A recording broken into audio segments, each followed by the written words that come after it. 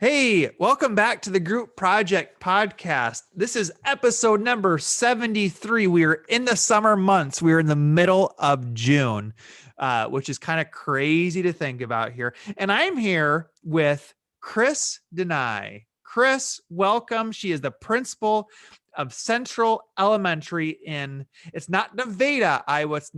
I'm sorry, it is Nevada, Iowa. Wait, how do you pronounce it again? Nevada, am I saying that right? Yes, Nevada, Iowa. Duh. Not Nevada. We are Nevada. Okay. So I totally messed that up. She works at Central Elementary in Nevada. It's not Nevada. So it's always, people who come to Iowa, I feel like sometimes they look at the name of your city and they immediately think of the state, but it is really I don't know how you say that. A long A. I don't know how you say that, but yeah, Nevada. Yeah, long A. So, okay. So she's been the principal at Central since 2017. So that makes it 4 years. Is that correct? That's correct. And the coolest thing, the reason I reached out to her is not only because, I've heard good things about her and I know some of her colleagues, but she was named the 2021 Iowa Elementary Principal of the Year. So let's just start there. How did that happen? Tell us, what were your feelings? Were you surprised? Just what went through your mind when you won that award? Just being nominated was crazy to me. My superintendent nominated me for that. And so just to be nominated was an incredible honor. And then to find out that I was a finalist, I found out, here in like March that I was a finalist, and that blew me away. I just thought, gosh, there's so many amazing elementary principals in the state, like so many. Like I look at some of my idols, those people that I idolize when I am in meetings with them, and I'm like, oh my gosh, I get to be in a meeting with, Mark Zimmerman, all these amazing people. And so then just to find out I was a finalist was really a huge honor. And then to go through the interview process was a great experience. I felt like I just had a chance to really just talk about what I love doing. And then I got the call later that night. I was at a track meet. I was at my daughter's track meet. Actually, I got the call that they had told me that I had been selected, and it was really overwhelming, very humbling, very overwhelming. And I still am not really sure about it. But it just feels like it's a really neat thing. The publicity on it has been a little bit overwhelming for me, but it's a great thing. When you do something that you love and work with amazing people, it makes it easy. So when you go through that, coming from somebody who's never been in that position, when you go through that interview, is that a nerve-wracking interview, or is it more relaxed? Or describe that interview. This year was on Zoom. I think normally it's a face-to-face, but because of the year we've had, it was a Zoom meeting. And I will tell you, I was really nervous about it starting. I didn't know what to expect. And as soon as it started, I just had this sense of peace and calm. And we got done. And I said to my secretary, I'm like, wow, that went really well. But I think because I just got to talk about all the things I love doing. And so it was very surprisingly not nerve-wracking once I got started. So I kind of jumped the gun there a little bit. I sometimes do that when we're sharing such a cool honor, but why don't you back up a little bit? I got a little ahead of myself there. Maybe just share your educational experience, your leadership background. How did you get from educator to this elementary principal of the year award? Sure. So I started my career as a second grade teacher over in Western Iowa, little tiny town called Dunlap in Boyer Valley was the school. So I was a second grade teacher for 4 years. And at that time decided that I thought I wanted to be a counselor. And so I had an opportunity to start a counseling program through Wayne State College out there. And so got married. I met my husband out there. He was a teacher. It was a unique situation. That building is a K2 at the time, 22912 building. So kindergarten, first and second grade were on like the basement and the first floor. And then high school was on the other half of the first floor and the second story. And so his classroom was right above mine. As a second grade teacher, he was a chemistry and physics teacher. And so met him there, started there, got married in November, and then started my master's degree program in counseling in January, and worked through that, finished that, and then moved. We both decided we were from Central Iowa. I'm from Nevada originally. He's from Wellsburg. Decided that we wanted to come back to this part of the state to start a family. And so we're looking for jobs. And West Marshall over in State Center had a job for a chemistry and physics teacher and basketball coach, which is what he did, and an elementary guidance counselor, which is what I was looking for. So the right thing, God opened that door for us, and we went to West Marshall. So I was an elementary guidance counselor there for 7 years. During that time, an opportunity came up to get my admin degree. So I decided I would do that and got my admin degree. And just as I was finishing that, the elementary principal at West Marshall retired. So I interviewed for that position and just moved my office door one down and accepted that position as elementary principal in the fall of 2005. It was kind of not something I would recommend, but I was at that time, at the time I started my position, I was 7 months pregnant with my youngest daughter. So I started working in August and then had a baby in October. My first year as a principal. So that was, it was crazy, but it was good. So then I was the elementary principal at West Marshall for 12 years. And then as things go, I was just time for a change. I needed a change, and I don't know that I realized I needed a change, but I did. And this position here opened up, and I applied for it, and have been here for 4 years. Wow. Wow. And so Nevada is just not too far down the road. Is that a fair statement to say? It is. So I still live in State Center, and it's a 17-minute drive for me from Okay. my driveway to the parking lot here. So it's a great drive right on Highway 30, and it's kind of nice. I working in the same district that I lived in for 19 years. That was amazing and wonderful, and I loved it. I loved having the same schedule as my husband and my kids.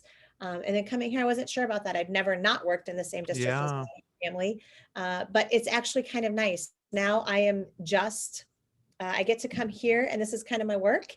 When I go to sporting events or when I go to things, I get to be just Paul's wife, or just the coach's wife, or just Josie's mom, or Emma's mom, or Grace's mom. And I'm not on duty as I get to be here. So yeah, it's a short drive, and gives me times to listen to podcasts and do something I didn't get to do before. So you started, okay, as principal started in 2005, correct? And you've been for the last 4 years at Central Elementary there in Nevada. You just finished up your 4th year. You said your staff just left about a week ago for the summer break. What would you say, what are the biggest lessons or lesson you have learned over the past 4 years? Wow, I've learned a lot. Probably the biggest thing I've learned is the importance of culture and a strong leadership team. Nevada has an amazing leadership team, and just the importance of working together and collaborating, and knowing that we all are here for each other has been vital for us. And then just the culture that we have here. People are family, and we are a national showcase school for CKH. That is something that I take a lot of pride in. I didn't start that. That was started with Joel Fye, who was principal here before I came. And but CKH stands for Capturing Kids' Hearts. And we are, like I said, year 5 on being a national showcase school. So it really comes down to relationship building. We kind of have a premise of the way we will treat people, the way kids treat each other, And so everything we do, we build a social contract. We have 4 basic questions that we ask kids. And so that culture is huge. And I think that's what one of the biggest lessons I've learned is that when you build a culture based on respect, and when you build a culture based on forward thinking and failing forward, that's kind of been something that Dr. Gray has kind of prided us on, is that we're going to fail. So let's fail forward and then figure out what we need to do to get better and move forward and do that. One thing that caught my ear as you were explaining that was this idea of a social contract. Mhm. Could you explain that a little bit more? Yeah, it's really pretty basic, but it's one of the foundations of CKH. So the beginning of the year, every classroom, every team, we do one as a staff, but you create a social contract, and you ask yourself questions. How do you want to be treated by me as a leader? How do you think I want to be treated by you? How are we going to treat each other when there's conflict? And we look at, instead of just establishing norms as a teacher, we get input from all the parties involved. So in a classroom, it's going to be all the kids, and so they come up with this. There are always some basic things that go on it. Everybody always has to try their best, be respectful, be good listeners, and so then kids sign that contract. So we call it a binding contract. So we do it as a staff. So at beginning of our staff meeting, at the beginning of the year, we develop a social contract. I ask all teachers to sign that. In every subcommittee that we have, we establish social contracts. Our Title I teachers, special ed teachers, social contracts. So then when kids are struggling, making good decisions, as sometimes they do, we can refer to that. And I'll say to that, gosh, what you did wasn't very respectful, but you signed a social contract, and let's talk about what your social contract states. And your social contract says that you're going to be respectful. And so we can kind of come back to that. You sign this contract, and now we're seeing something that's not looking like that. And so it just brings us back to that point of accountability and responsibility. That's awesome. So let me make sure I understand. So the kids have these social contracts, and did you say, I want to confirm this? The staff have those social contracts with leadership as well? Is that did I? Correct. Yep. So our building leadership team has a social contract that we established as a building leadership team with teachers. Our staff, very first staff meeting of the year, we develop a social contract, and then at every single staff meeting, we review it. We pick a focus area. I ask someone to be a contract rater. And the kids do this in the classroom as well. It's one of their jobs. They talk about, what do we need to really work on today? Today, our focus is going to be believe the best, or our focus is going to be great use of time. And so then at the end of the meeting, before we leave, we ask our contract rater to rate us. How did we do on that? Some classrooms use that as a launch then for the next day. Okay, well, we didn't do on a scale of 1 to 5. It was only a 3 today. So tomorrow, maybe that should be our focus again, and we can work to get better. And these are the ways that we're going to work to get better. So, and we do that as a staff as well. Wow, that's really cool. Yeah. So I'm gonna skip ahead a question here then, because I feel like it just ties perfectly into it. So my question was, and maybe you've answered this, or maybe you want to go a different direction, but what would you say Central Elementary is known for? What has been your focus? Would you say that National Showcase School, that CKH idea, or would you go a different direction? What would you say? I would say that is the foundation of pretty much everything that we do. Relationships matter most. And so that is the foundation for what we do. But I would also say that we're a very innovative district. So, we've got we have elementary classrooms doing project-based learning, PBL projects. We've got just a lot of different great things going on. And so I feel like it's really fun to be able to look at our staff and say, my job is to provide some parameters for you, ask you what resources you need to get better, and then get the heck out of the way and let people do what they do best. And so I think that has been something that's been really fun for me here, is people are really motivated by success. And and there's this culture of being the best we can be, and we see that, people say that, and to see it, and then to find out and do this problem solving, well, that's not working, so what are we going to do? Like, so what can we do to do better?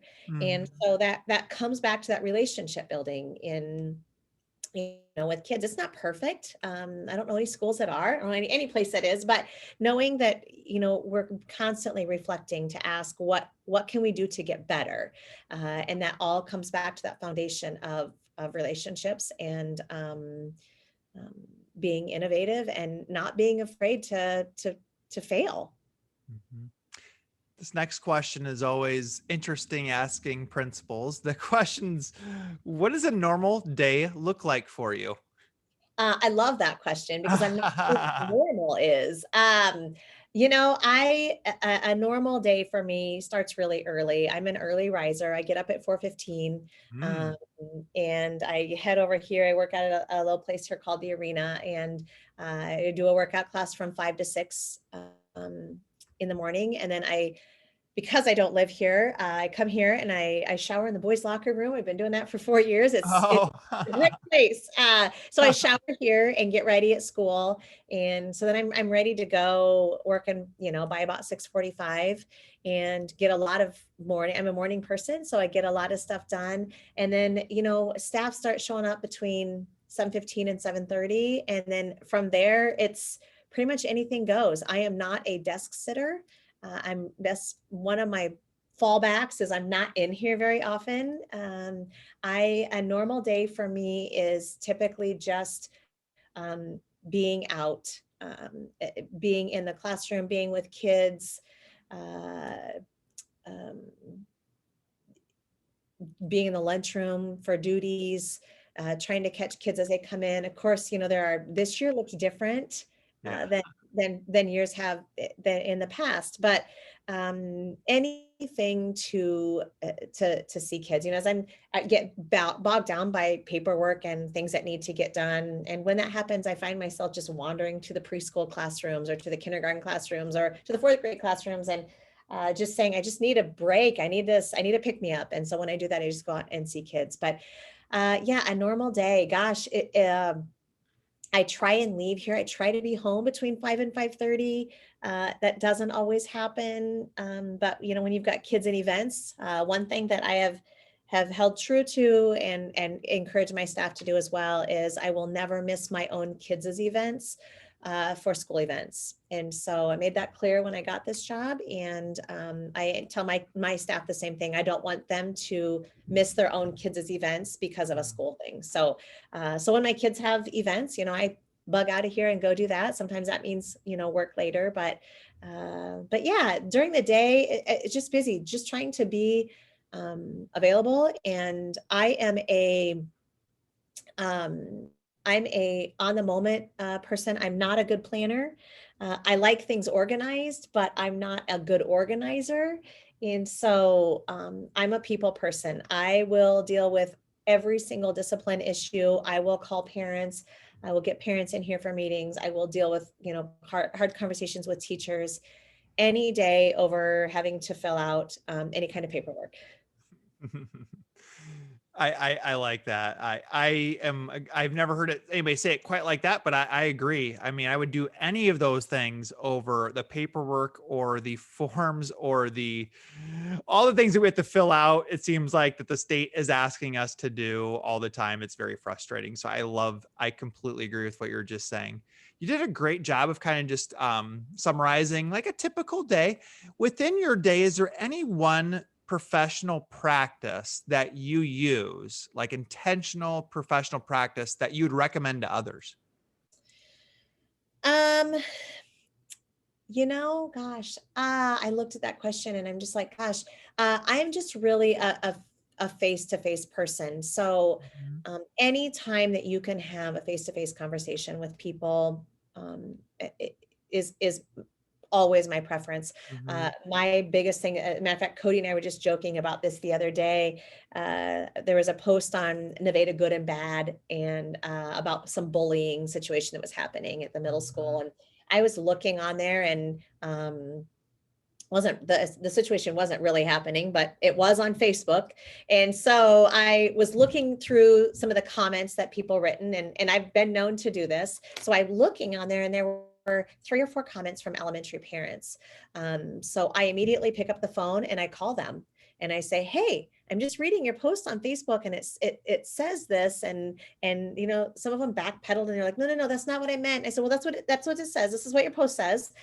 So do you want to either take that down, or do you want to put something else in there, or do you want to, how do you want to address that? And so, calling people out on things that aren't accurate is important in a friendly kind of way.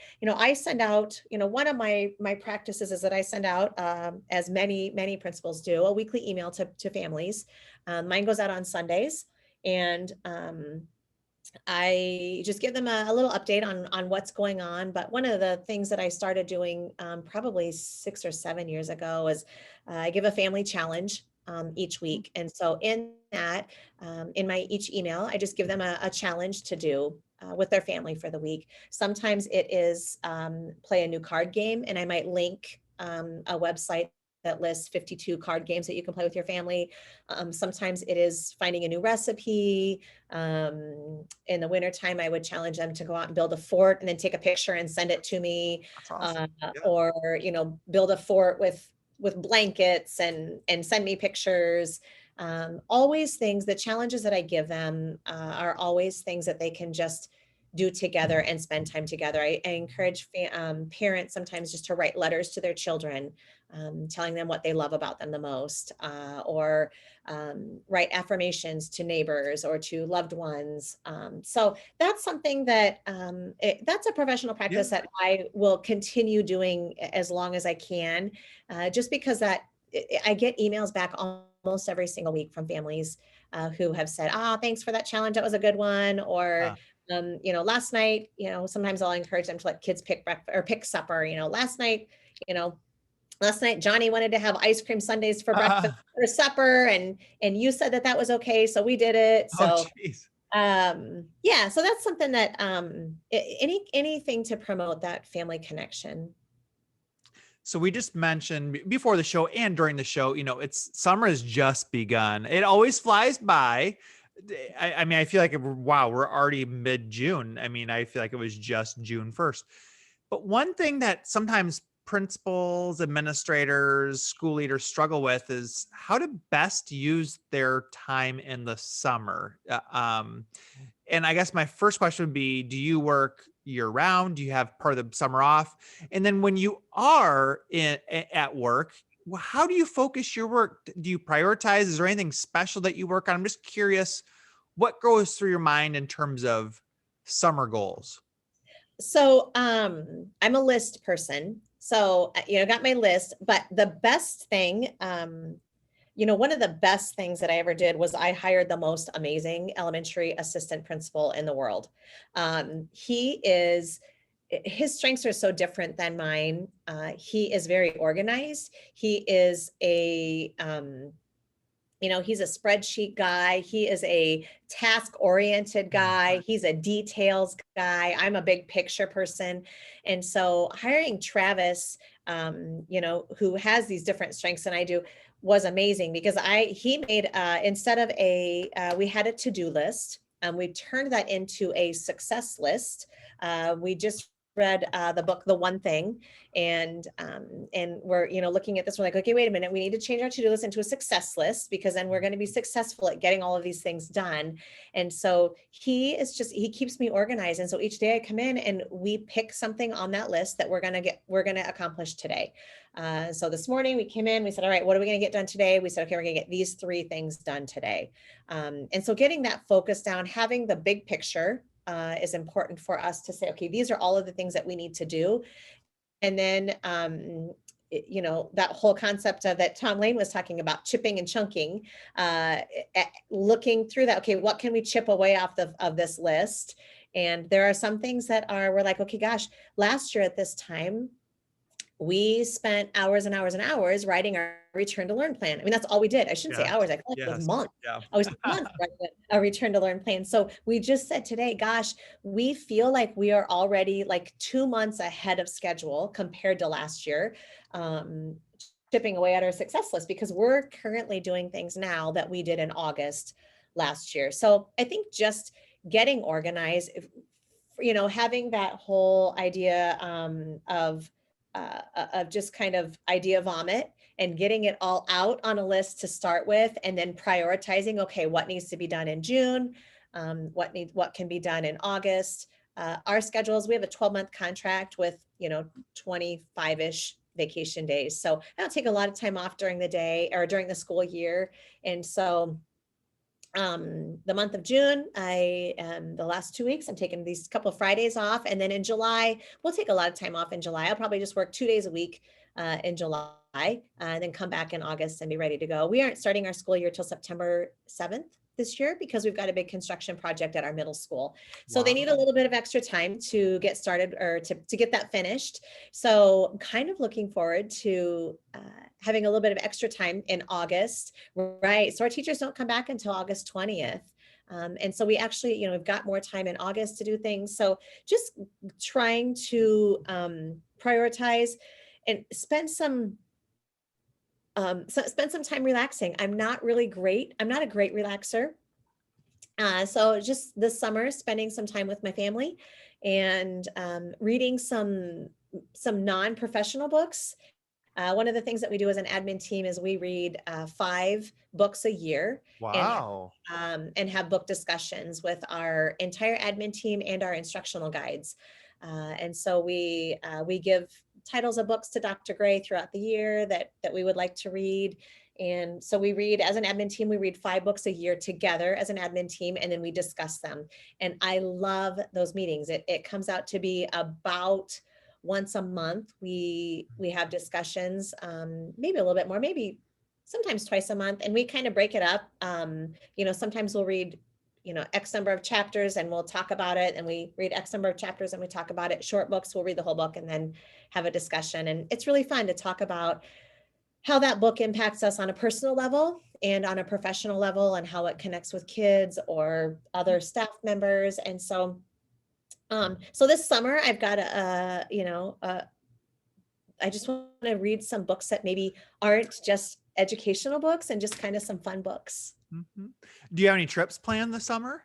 I do. We bought a timeshare about 10 years ago, best investment we made. And so every summer we spend 1 week completely unplugged. This year we're going to Myrtle Beach with just our immediate family, Paul and I and the 3 girls, and we'll spend a week. Typically that week, I completely unplug.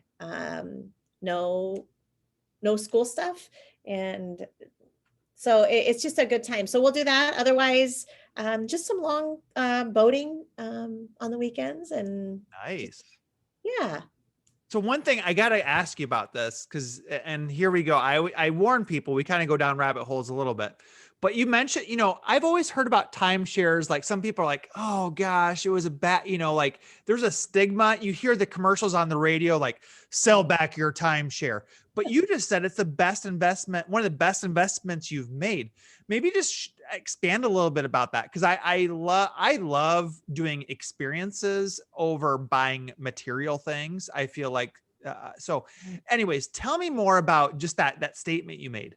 Yeah. So same thing. I feel like, for us, we look at it as an investment because that we know for a fact that at least once a year, if not more, because we have a point system, we are going to spend some time with our kids or our friends, just getting away and going places that we would not normally go. We have timeshares all over the place. So we typically go different places. And it's kind of when the girls were a little bit younger, what we would do is we would give them the book. They would go into the front office, just the 3 of them. And we would say, okay, you pick, where do you want to go next week? So they would look through the pictures and they would come out. And so one year we went to Hershey, Pennsylvania. And that was amazing for them. We were able to do, made some stops along the way, and went to Penn State. And so we've been a lot of great places that we wouldn't probably have normally gone. And we just look at it as an investment and making memories. Yeah. And it kind of forces you like, there's no quiet, because sometimes when you overthink it, it's like, let's just put it off for a year. Right. But you're like saying, no, we're going to do something and we're going to create memories and we're going to remember these. I think that's such a cool idea, letting your kids choose where are we Yeah. going, Yeah. and It's, now it's fun. was the thought behind Hershey's, was it anything to do with the chocolate factory or no? Oh, yes. Oh yeah. Okay. Well, we have a timeshare there, and Yeah. it's right close to it's in Hershey, Yeah. and really close to the chocolate factory and the museums and all of those things. So, of course, that was a shorter trip. Typically, we go for 7 to 9 days, and we just spent about 3 or 4 days there, which was enough. But then along the way, we're able to visit some relatives and do some other things. We're an adventure family, so we like to their big thing is always, okay, can we find the biggest, best zip lining, or whitewater rafting, or hiking, or Wow. climbing, and those kinds of things. So those are the kinds of things that they like to look for and see what we can find. I always ask, if you don't mind, even dig down to the details. Is there a certain company you're very happy with, the company or the program? Are you able to, off the top of your head, I'm putting you on the spot, are you able to name the company or the program that you'd recommend? Yeah, we're with Blue Green. Blue Green. Okay. Yeah, Blue Green, and for us, it has just been it's been a great thing. I think people get out of it what they put into it. There's a cost, obviously. There's, yearly maintenance fees, but Yeah. we're deeded a property. So it's a deeded property. And so, yeah, for us, it's a great experience. I know that there are others that have said, we want to get out, we want to sell, but we view it as an experience and an opportunity to spend time together. Cool. I appreciate you sharing. They tell me they like hearing, okay, they like hearing the stories, and then give us the details. Let me go and look this up and see if this fits what me and my family want. So thank you for sharing Yeah. that. Yeah. Okay, let's get back to two more school questions here. Besides getting pregnant and having a baby your first year as a principal, what advice do you have for school leaders looking to become a principal? I think back now, if I were to give advice to my younger self, I think, gosh, I've changed a lot since I started. And I think if I were to give myself that advice that first year, it would be very, very simple. Do more listening than talking. Take notes. Think about, what people need. And then don't be afraid to ask hard questions, and with that sometimes comes hard decisions, but know that you're getting into it for the right reasons. Lead with your heart, but ultimately relationships is the most important thing. For me, like, it always comes back to relationships. I think back to my first year, and um, a tough conversation with one of my favorite people. He still is. He lives down the street from me. He's just an incredible person, and he was a teacher for me. And I had a conversation with him at the end of the year and asking that hard question: do you think this is really where your heart is? Do you really think that this is what you're cut out to do and what you want to do? Without having to say, "Hey, I'm firing you," because I didn't. But Yeah. having the conversation of, is this really what you want to do? And it wasn't. And he has since gone on to do incredible things in other places. But, that was that first year was really hard. It was a hard conversation. Now I think about, the importance of relationships, so you can have difficult conversations. And then, knowing what you stand for and not being afraid to stand on what you believe in, but also not always picking every battle. Know what hill you're going to die on, and which things are going to be okay to go. In a Brene Brown book, she says, "Clear is kind." And so being as clear as you can and transparent, I think, is important. But at the end of the day, people who are looking forward to being a principal, knowing it's a tough job, but so is teaching. I think now, I don't know that I could go back to being a teacher. Teachers sometimes say, "I don't know how you do what you do." And I say the same thing right back to them. "I don't know how you do what you do. I feel like I have the best job in the whole wide world, but I can't imagine being a classroom teacher right now. I think that's the most difficult job. So I think respecting what people do and recognizing that is important. And still getting back into the classroom. I don't want to forget what that's like. I love getting back into the classroom and putting that teacher hat back on so I don't forget. Oh my gosh, I come out of a kindergarten classroom. I'm subbing in a kindergarten classroom for a half a day, and I'm thinking, oh my gosh, we're not giving them hazard pay, but like that was the hardest thing I've done in months. Yep. These people do it every day. So I Yep. think just remembering that and putting the right, as John Gordon says, you put the right people in the right seats on the bus. Very early on in my career, I read The Energy Bus by John Gordon. And, that book for me at that time was a real influencer. It made me think about, how does my energy affect others? But also the importance of making sure that I've got the right people seated in the right seat on the bus, because the bus is going.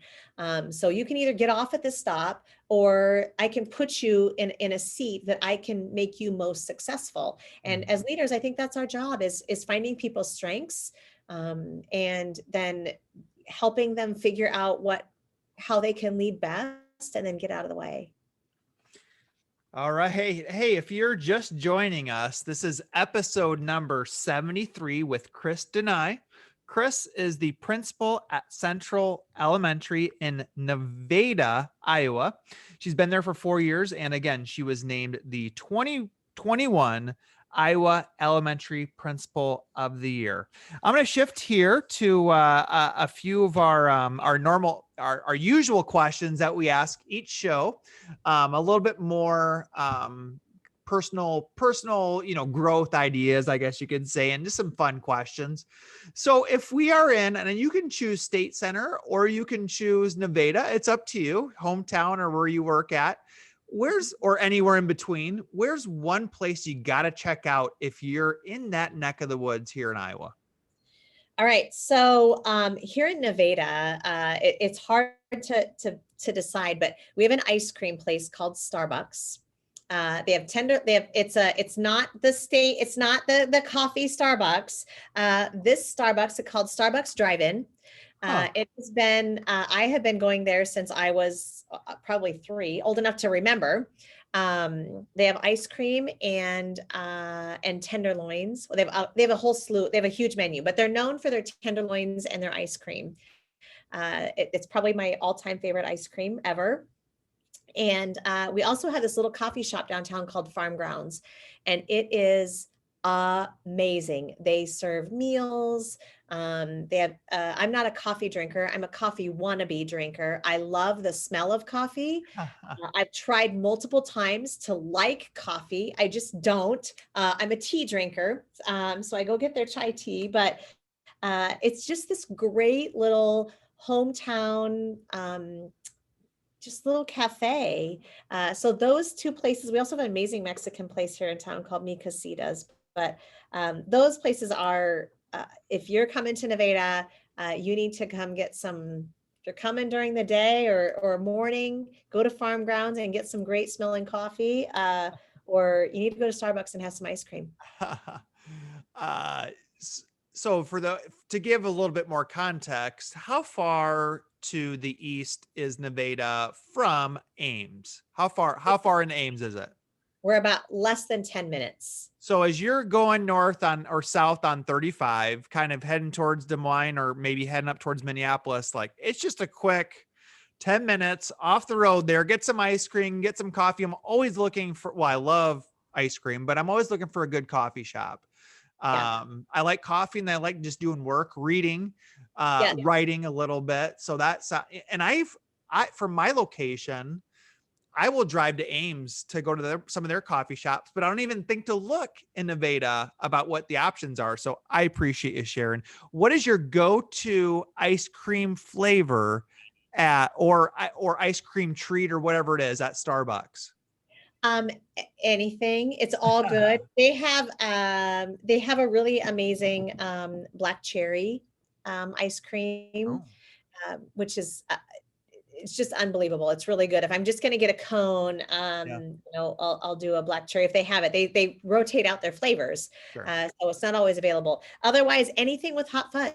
They Can't go do. wrong. Can't go You wrong. can't. And they have cyclones there. It's not a blizzard, it's a cyclone. Um, Okay.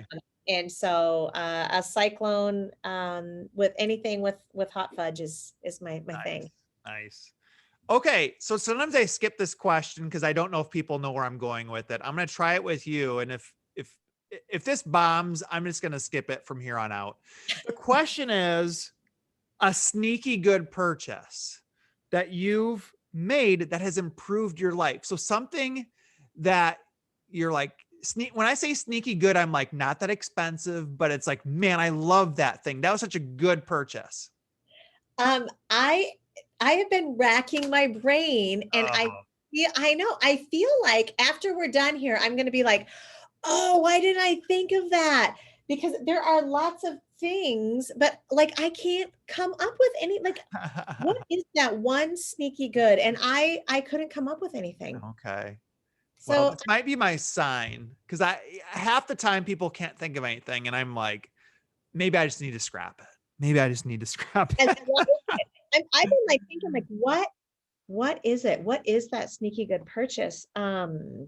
Chris, I got one for you. I'll share mine because Yeah. I never get, because I just feel like I need to at least get out of, at least throw something out there. So I purchased actually, I think I got it. I think it was online. I think it was on Amazon. A book light. I don't know if you have one. It's like and I got one and I wasn't happy with it. And I got like a upgraded, like a deluxe book light. Cause you talk about all the books you read, my eyes, she's wearing glasses if you're just listening, and I should wear glasses, but I don't. But man, at night, my eyes, if there's not very good lighting, I struggle to read books at night. And so I bought this book light that it's bendable and it's a really nice light. It was about $30 on Amazon. It has changed my reading at night. Like I love reading at night with that book light. So that is my one thing. It's on Amazon. It's like 20 or $30. You are nodding your head. Do you have a book light? So funny story. I did have a book light, and it was like the first one that you described. So Oh. it was like it was kind of wimpy. I remember thinking, that's an awesome thing, but it didn't put off enough light to be able to read with just that. And so I didn't think to like upgrade. I'm like, okay, well that's not working. And so now I'm going to go find myself the deluxe version of the book. That's kind of one of those things that I had, and then it didn't like meet my expectations. And so instead of looking for something better, I just gave up on it, I guess. So I think that, yeah, I think that might be my new look. My new Well, good. I think I found the one. I will send this to you. So I think I'm looking at it and yep, this is it. It's called the Original Mighty Bright Recharge Clip-On Rechargeable Book Light. It says it lasts 60 hours. I don't think that's accurate because it lasts about 10 in my book. But yeah, it's the Original Mighty Bright Recharge Clip-On Rechargeable Book Light. A very long name for a very simple product. It is $23.99 on Amazon. But yes, I bought a book light. I tried to, go cheap on it, $10, and it was a bomb. So I felt the same way. I almost said forget it, but I said let's just try one more time, and I've been a happy customer ever since. So I'm glad we were able to combine, kind of come up with a good story for the listeners there. So that's awesome. That's going to be my new next purchase. Okay, good. Let me know how it works. I will. I hope but do not buy into the 60-hour thing. That is a total lie. I bet you it's 10 hours max. So, okay. That's still okay. So you've talked about Energy Bus. You've talked about The One Thing. You've talked about Brene Brown. I don't know if you're going to go back to one of those or you're going to bring out a new one here. What is one book that has greatly influenced your life? I'm going to bring out a new one, because the I would have to say, and I can't think of how many years ago I read it. It's been long enough. I probably need to reread it, but it's called The Best Yes by Lisa Terkeurst. And the premise behind the book, um, is that every yes that when we say yes, we need to say yes because it's the right thing for us and for God. My takeaway from that book was, I was a yes girl. I did not know how to say no. And at the time I read that book, it was suggested to me, and I'm like, oh my goodness, I need this book right now more than ever. I felt like I had, like, my plate had grown into a platter. I wasn't able to juggle all of the things that I was trying to juggle. I was involved in everything under the sun at church and at school, and I had three really busy, active little girls, and my husband was coaching. And I read this book and it completely changed my perception on what I needed to do with my life, because I walked away thinking sometimes that no is really your best yes. Because then you can focus on the important things. So saying no to something that you can't give 100% to, is more important than saying yes to everyone and trying to please everyone, because that doesn't work. Nobody has the energy, to juggle too many things. And so it's kind of like, I use the example of a platter, but when you go to picnics or family dinners or even school lunch, no one gives you a platter, as a plate, because it's unhealthy and you shouldn't eat that much. It's not good for you. Well, we tend to do that in our personal lives and our professional lives. And so when I read that book, it really brought me back to focus on, what do I need to say yes to and what do I need to say no to, because it's not the right time. And I was just feeling guilty about saying no. But after I read that book, I remember my first no after reading that book. Like, it had an impact on me. I remember my first no. And I remember thinking to myself, I didn't have the anxiety about saying no. I was able to confidently say, you know what, I'm not able to do that at this time, because I've got these other commitments that I'm working on, and I can't delegate the time that I need, to be successful at that as well. Before, I would have been like, oh yeah, I suppose I can do that. I was kind of wishy-washy. And now I'm better able to say, I'm still not great at saying no, but I'm better able to say, I can't make that commitment at this time, because I have other commitments. So that book was a great influencer for me. So The Best Yes by Lisa Turk. Hust. Yep. Yeah, it's a different spelling. So yep, I see it here at Amazon. So yep, it looks like it came out in 2014, looks like. And very cool. Very cool. Had not heard of that before. So I appreciate you bringing a new A book new book there to for you. the listeners. Absolutely. Next question. Can you recall a job you applied for but did not get? And what did you learn from this experience? So I've applied when I first graduated from college. I went to Central College, and I first was applying. That was way back before, back in the 90s, back before, all of this technology. So at the time, I'm applying for jobs all over the place. I just wanted a job. And so I applied for, I don't know how many jobs I applied for. I applied for all kinds of jobs, got my first interview, and I got my first interview, was my last. I interviewed, I had a couple others scheduled, but I got a job offer from that first one and was scared to death to say no. So what if the rest of them don't pan out? So I took that first job. And since then, I've been really fortunate. I've been very blessed. I have gotten every job that I've ever interviewed for. Now, that being said, there have been other jobs that I applied for early on that I didn't get. When I came to Nevada, this was the only job that I had applied for that I really wanted at that time. I had a few other things out there, but like this was the one that I wanted. And then I interviewed. So I haven't ever interviewed for a job that I didn't get, which it makes me feel very blessed.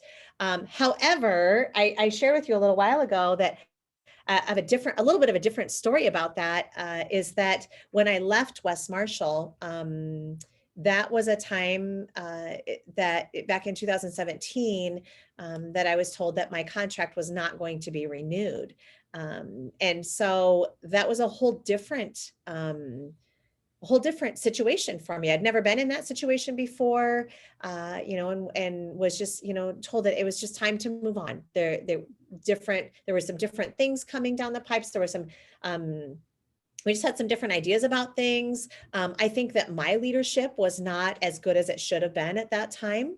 I think I had I'd been there long enough that I was questioning, have I led this group of people as far as I can lead them? And is it time for someone else? And I voiced that to my superintendent. And I think he agreed with that, yeah, it is, it's time.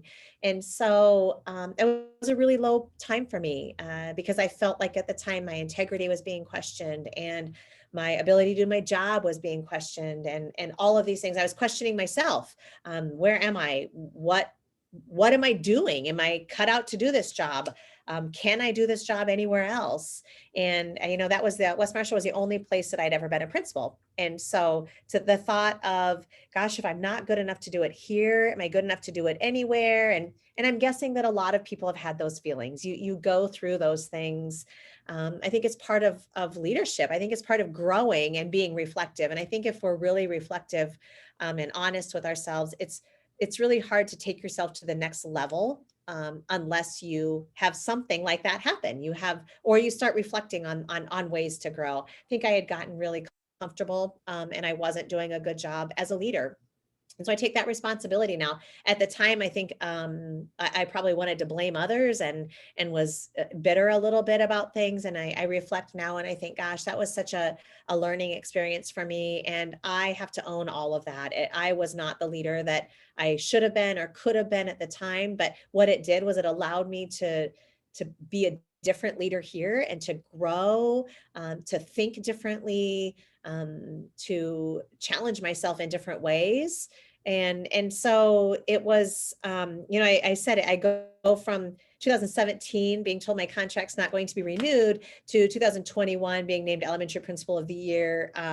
It's two different ends of the spectrum, but I think it's just a good example to show that your situation doesn't have to define you. And so use that as a time to really look internally and reflect. For me, it was a whole reflection thing. I really needed to do some reflecting and some thinking about who I wanted to be as a leader and what I needed to do to get better. I've asked this question. I mean, I've asked that question dozens of times, and that might be one of my favorite stories of that. I mean, that's a true, what redemption, whatever you want to call it. You seem like a very humble person, but I just can imagine like, see, I knew I had it in me. I knew you kind of like I silence the doubters or whatever you want to say. I know you're much more humble than that, but such a very cool story. I really appreciate you opening up and sharing that. Since we're on the topic, I'm going to ask you two kind of deep topics back to back here because you said I could ask you anything and you even emailed me about this.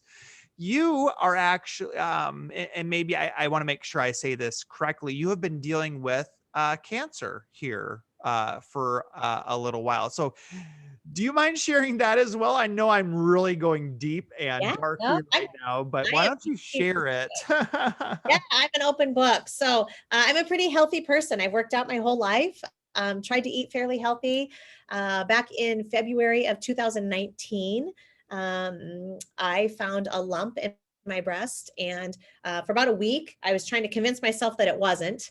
Finally, listening to my body, something's not right. I went to the doctor. They discovered 2 more. So I ended up with 3. I had 3 lumps in my breast. And so was diagnosed with breast cancer on February 15th of 2019.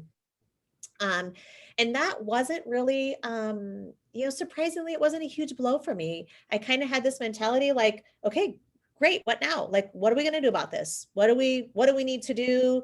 Not a big deal. Stage 1 cancer. I'm going to have a mastectomy and do some radiation. And a year from now, this is just going to be a blip on the radar, and I'll be a better person because of it. So started going through some, as after it happens, after you get a cancer diagnosis, you go through lots of tests and lots of scans, and in the process determined, I ended up getting a PET scan. And in that PET scan, it was determined that the cancer had already spread to my bones. And so at that point, I was diagnosed with metastatic breast cancer, which means stage 4, it's already spread. And so I had 3 spots on my bones, 1 in my sternum and 2 in my back. So on March 15th, exactly 1 month later, so February 15th was my initial diagnosis. March 15th, my husband and I went back in for the results of my PET scan, expecting them to say, yep, it's all right here. We'd already scheduled my mastectomy for April 1st. So we were ready to go. And we walked in and Dr. Ruderpratna says, well, I've got shocking news. The cancer has spread already to your bones. And so that changes your complete course of treatment. And I remember saying to him at that time, I remember this just very, very clearly. I said, okay, so what's next? I've got plans for the next 40 years. So what do I need to do to make sure I don't have to cancel any of those plans? Like, you can tell me what you want to tell me, but I have plans for the next 40 years. So I was 47 years old at the time. And I thought, this isn't going to define me. And so we walked out of there with a complete change of plans. I started a daily chemo pill, which I'm still on. I take a daily chemo pill every day, 21 days on, 7 days off. I get monthly shots. I go every month. I get scans every 6 months. So last August was my first clean scan. So I had a scan in August that didn't show any what they call active cancer. I had another scan here in March that continued to show no active cancer. So what that means is that the chemo pill that I'm taking is working. At some point, it will stop working. And that cancer will start growing again, because that's what cancer does. And so at that point, we'll change our treatment option. There's so many different options right now for cancer treatment. So I've been really fortunate and blessed that the treatment that I'm taking has not made me sick. I've not lost my hair, continued to work out every day. I am just able to, I've just decided that cancer is not going to define me. And it's just something that most days I forget that I'm sick or that I have cancer. And it's something that there are days that I'm tired at the end of my chemo cycle. I'm a little more tired than others, but I don't ever want that to be an excuse, because everybody's tired. I think to myself, I feel like I'm in a better place than that single mom that's working 2 or 3 jobs just to put food on her family's table. So I feel like in many, many ways, this has been a blessing. It has allowed me the opportunity to reprioritize my life and spend time with people that are important to me, reach out to people and reconnect with a lot of people. None of us are promised tomorrow. None of us are. And so for me, it kind of made it real that my days might be more numbered than yours. And if that's the case, then I want to live every day to the fullest, and I don't want to have any regrets. So I want to be able to say, you know what, when I have that next scan that doesn't show the news that I want it to show, which that day will come, I'm prepared for that, to say, okay, we'll say, what's the next course of treatment? Number 1. Number 2, what are my plans for this month and next year? Because I've got stuff to do. I've got things to do. And, my attitude has just been that we can do hard things. And some days it feels hard, but most days it really doesn't. And I feel like it's been God's way of blessing me with a new perspective on life, and to stay fairly healthy. So. Well, you've got a very good attitude about it. I mean, I would never know that you're going through something like that. You're very positive and optimistic, and I just appreciate you sharing that story. I interviewed Noreen Bush from Cedar Rapids a few months ago, and was fascinating to hear her story as well. And both of you guys just, you would act like, you act like not, it's just something you're dealing with, and you spin it into a positive. So I just really think that's a cool perspective to have. I got to ask you, you've talked about working out quite a bit. You're pretty passionate about it, as am I. What does your typical workout look like, or what are you focused on? These past couple of years, just some functional strength training. I can't call it CrossFit because I'm not a big, strong CrossFitter, but just that functional strength training. I love, bar workouts, barbell workouts. We do, I have this amazing group of 5 a.m.ers that the crazy 5 a.m.ers that we work out together. 2 days a week, we do kickboxing. And then 3 days a week, we just do some functional strength training. West Marshall has a pool. So I've been a swimmer for 25 years. I swam through all of my pregnancies, which I think is why I had such great pregnancies. But the pool is down currently, so we've been sad about that. I haven't gotten to swim near as much as I have in the past. I also love to walk. Not a runner. I've had a couple knee surgeries, and so I want to be a runner. I wish I was a runner, but I'm not. But just anything to stay active. I think we feel so much better when we move our body, and I'm really open to any kind of physical activity. So I'm going to combine your traveling. Well, when you go on your travels, do you still try to get workouts in? I do. Let's combine your traveling with your workouts. Where was like the best place for like whatever working out? Because I always like going to a place, but I look forward to working out somewhere different. Do you have anything in mind in terms of maybe a hike or a walk along a beach? I don't know, anything that you can remember that was the best combination of trip/workout. Yep, hands down, Tennessee. When we went to Tennessee, we did a lot of hiking in the mountains. We went whitewater rafting, but the Blue Green Resort that we stayed at was kind of nestled up in the I guess you could say the mountains. It was amazing. It was beautiful. And it was a great workout every day because it was, uphill and then downhill. Yeah. And so, yeah, Tennessee is probably, I would say the best workout outside place, because I love to do outside stuff. Yeah, that would be probably my favorite. So I'm trying to like pinpoint where you were at. So I'm seeing Smoky Mountains. I'm seeing Mountain Loft. Yeah, we stayed in Gatlinburg. Okay. Yep. The Mountain Loft Resort. Mountain Loft in Gatlinburg. Yep. There you And go. so we were right there on the Great Smoky Mountains. It was a great work. But like everywhere we go, we always find different things to do. And when we're in Florida, we're at the just walking on the beach. That's such a different workout. Mm-hmm. A good hard walk on the beach is a great workout as well. My sister lives in Colorado, so anytime we go to Colorado, I love just hiking in Colorado. It's just a different place. Otherwise, a lot of the places that I go to, I'll just go to their training room or their room. But oh yeah, awesome. No, I like hearing that stuff. Some people are like, why do you want to work out on a vacation? I'm like, you look forward to, I don't know. You look forward to it. It's a different mindset, but I appreciate you sharing yeah. that. Okay. Let's get you out of here. What is one big goal you're currently working on? Being more organized and better communication. I'm a great communicator with people. I love to communicate.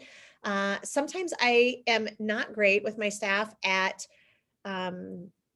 getting all the information that everybody needs. I am such a big picture person, and I have so many staff that are detail oriented.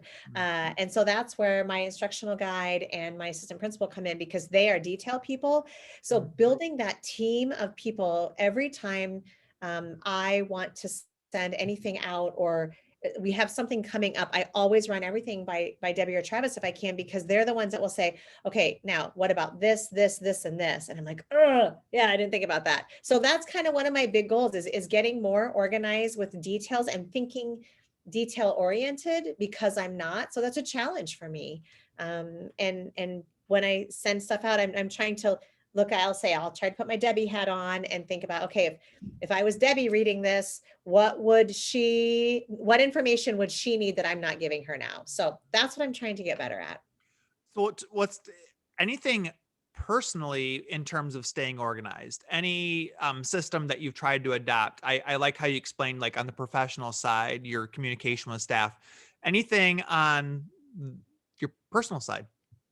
Ironically, I'm very organized at home. As a matter of fact, I am one of those my closet is color coordinated. Like I'm very organized at home. Everything is really, really organized. But I think part of it is here, it's the whole, I'm such a big picture person. At home, I can be a big picture person and I don't have to be quite as detail oriented. And my husband is, which is amazing. I love that.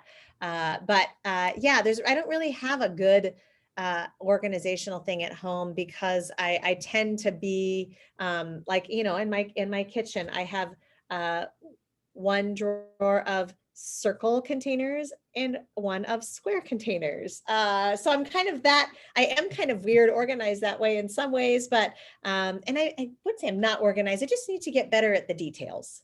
Gotcha. Well, cool. Well, hey, you've shared some really cool ideas. Is there anything, I know I skipped a couple questions for the sake of time. Is there anything that you were really hoping to share that we did not get to? Gosh, I really can't. No, I just appreciate the opportunity. Cool. This is just a great opportunity for me to share a few things, but I love listening to others and learning from others. So Yeah. hopefully someone will maybe pick up one thing. I'm always about borrowing and stealing and begging ideas from other people. So if I have an opportunity to do that, I'm happy to do that. And yeah, thanks for the So if opportunity. people listening, they're like, hey, I want to follow up with her on a question, or I want to, you shared some things right at the beginning that were really fascinating. The social contracts caught my ear, as well as your family challenges.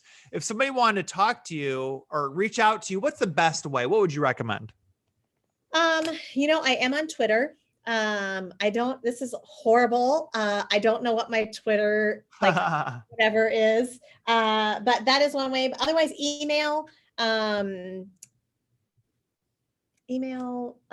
am on Facebook. I don't check that regularly. I do check it, but calling me at school. Email is probably the best. The best way to get a hold of me. Okay. I looked you up on Twitter. It's Good. it's your last name, then first name. Uh, Okay. deNeui Chris All right. is the handle, but yeah, I agree. More often than not, the good old email to the work Or address. call, like I said, yeah, call me. Cell phone. I give out my cell phone very freely, so I can give out my cell phone if anybody wants that, or my school phone or whatever. But yeah, I'm happy to. Okay. Oh, Questions. well, Chris, congratulations again on the honor. I can definitely see why you were awarded the Elementary Principal of the Year. So keep up the great work. Enjoy the summer. You said you're going where where are you going this summer again? We're going to Myrtle Beach. Myrtle Beach. I knew it was down that direction on the East Coast there. So we'll have a great time. And hey, I might have to stop in to Starbucks sometime, and maybe I'll hit you up and say, hey, let's try out this black cherry ice cream. Definitely do. If you're in town, look me up. Okay. Well, hey, Chris, have a good night, and thank you so much for joining us. You bet. Thanks so much for having me.